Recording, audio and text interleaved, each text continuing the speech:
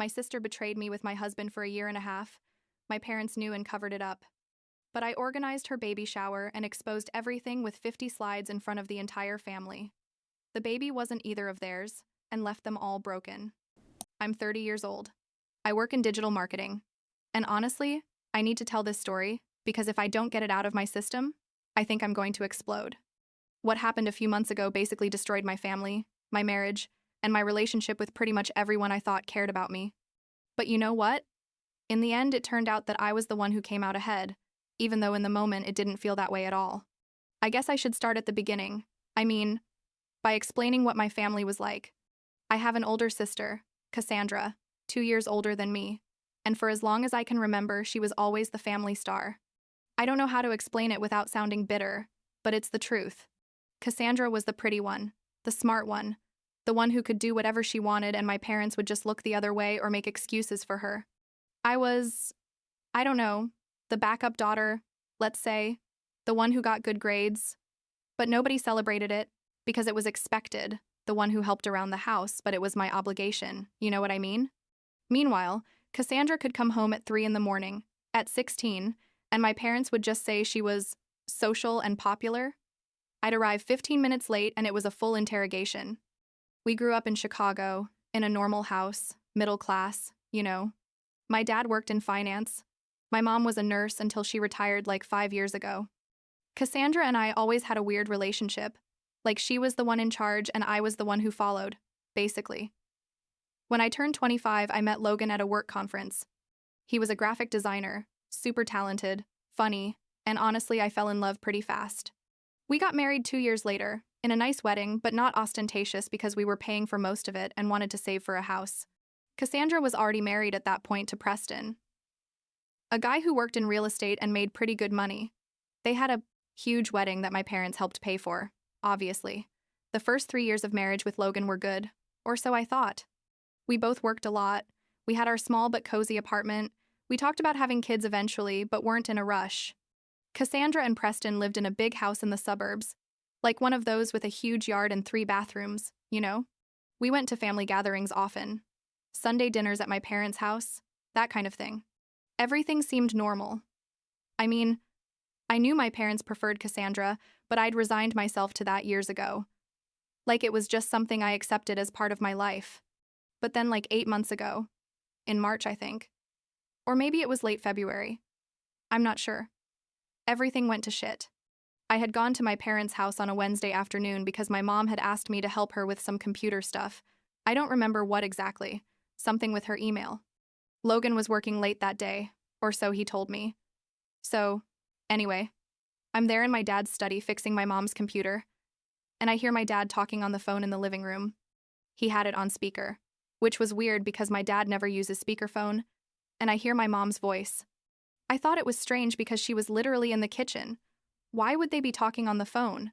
Then I paid more attention, and I heard my mom say something like, "We need to make sure Sienna doesn't find out. This could ruin everything." I froze completely. I kept listening, trying not to make noise, and my dad responded. Cassandra said she's being careful, that Logan deletes all the messages. And my mom said, "Yeah, but still, if Sienna finds out that her sister and her husband," and there it cut off because someone rang the doorbell or something. But I'd already heard enough, right? My brain shut off and turned on at the same time. My sister and my husband. My parents knew. Everyone knew except me. I didn't say anything that day. I literally finished fixing the computer, told my mom it was ready, said goodbye normally like nothing happened, and went to my apartment. Logan arrived around 9 at night, smelling like perfume that definitely wasn't mine, but acting super normal, asking me how my day had been. I told him fine, also super normal, but inside I don't know, in shock, I think. That night, I didn't sleep. I stayed awake next to Logan, watching him sleep, wondering how long this had been going on, how I'd been so stupid not to notice. The next day, when Logan left for work, I grabbed his laptop. I know it was wrong. I know. Invasion of privacy and all that. But the situation was already wrong to begin with, right? I knew his password, because it had never been a secret between us. Like we always had that trust. I found everything. And when I say everything, I mean everything. Emails, text messages that he obviously hadn't deleted properly, photos, photos of my sister in the lingerie I'd given her for her birthday last year, photos of them together in what was clearly a hotel room, messages from her saying things like, "Your wife doesn't even compare to you in bed," or, "I can't wait to see you Thursday. Preston thinks I'm with Andrea." There were literally hundreds of messages. It started like a year and a half ago, basically since my 29th birthday, because I found a message from her from that date saying, "The party was nice, but the best part was after when we snuck away." I sat there on the couch with the laptop for hours, just reading everything, seeing all the photos, all the plans they'd made behind my back. There were messages from her complaining about Preston, saying he was boring, that Logan was much better. There were messages from him saying he felt bad for me but couldn't resist her.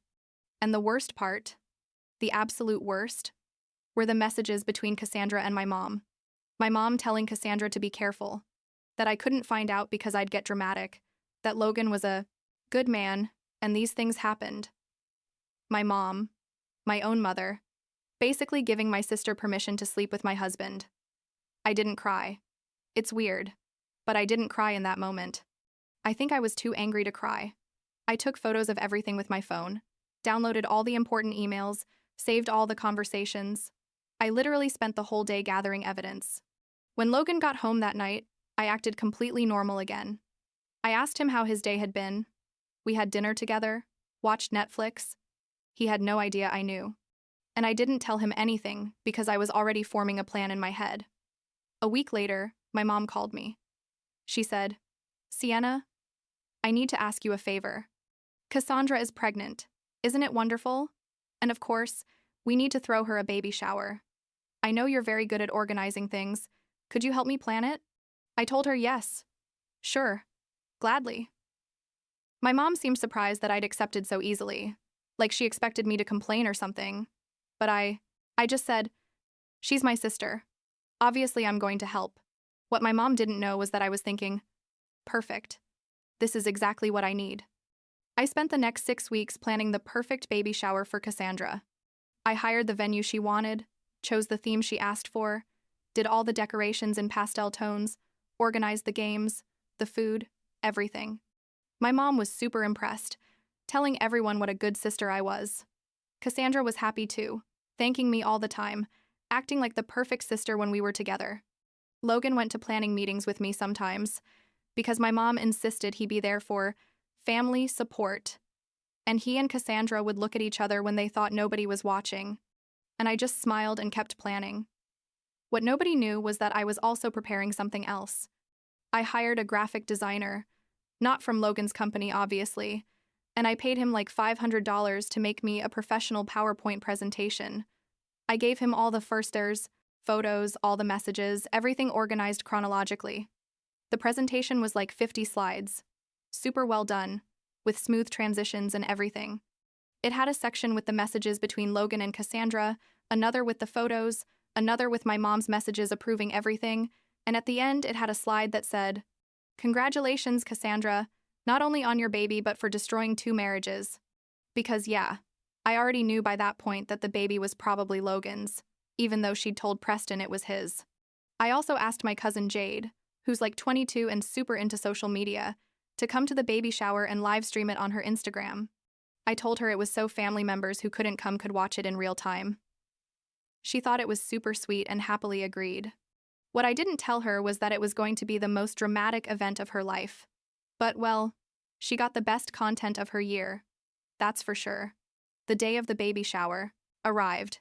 It was a Saturday in May. Nice weather. Everything looked perfect. The venue was full. There were like 70 people. All the family, Cassandra's friends, neighbors, Preston's coworkers, everyone. Cassandra was glowing in her pink maternity dress. Preston was proud beside her.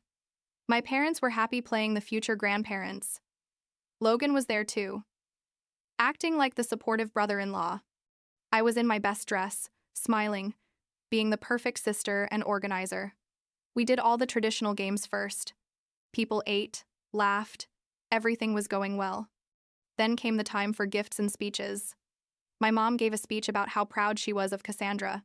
My dad too, Some friends said nice things. Then I got up and said, "Well, I also prepared something special for my sister. I have a presentation I'd like to share with all of you." My mom looked at me, kind of confused but smiling, thinking it was going to be something emotional. Cassandra was excited. Logan looked a bit nervous, but not too much. I put my USB in the laptop that was connected to the projector. The first slide said, "The true story of Cassandra." Some people laughed, thinking it was going to be like baby photos or something. Then I advanced to the second slide. It was a photo of Cassandra and Logan kissing in what was clearly the entrance to a hotel. The room went completely silent. Cassandra went pale. Logan stood up from his chair. I just kept advancing the slides. Photo after photo, message after message. There were messages from her telling Logan that she despised me, that she'd always been better than me, that she finally had something I wanted. There were messages from him saying our marriage was boring, that she was more exciting. There were photos of them in my bed, in my apartment, when I was on work trips. And then came my mom's messages. My mom telling Cassandra not to worry, that I would never find out, that they would make sure of that. My dad writing to Logan saying he understood. These things happened. To just be careful. People started murmuring. Some stood up. Preston was in total shock watching the slides. My cousin Jade, bless her, kept streaming everything live. She told me later she had like 3,000 viewers in real time. It went instantly viral. Cassandra started screaming, trying to turn off the projector, but I got in the way. Logan tried to grab my arm, but I pulled away.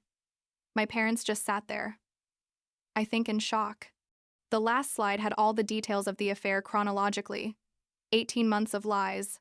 And at the end it said, "Preston, the baby is probably not yours. I recommend a paternity test."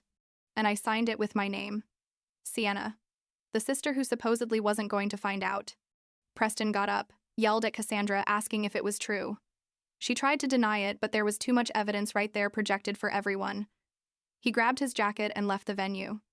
My mom finally reacted, started yelling that I had ruined everything. How dare I do that on such a special day? My dad just looked old suddenly, like he realized he'd fucked everything up.